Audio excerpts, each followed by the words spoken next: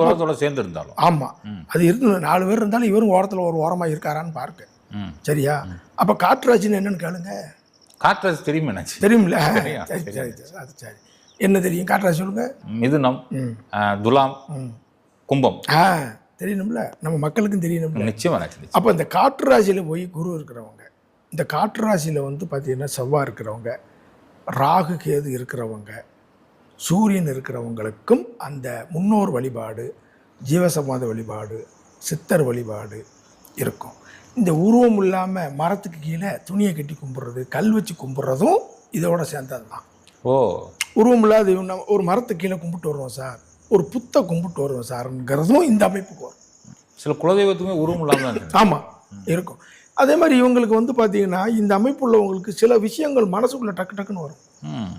sir எனக்கு உதயமாச்சு sir, இப்படி நடக்கும் நான் நினச்சேன் சார் அப்படின்னு ஒரு கணக்கு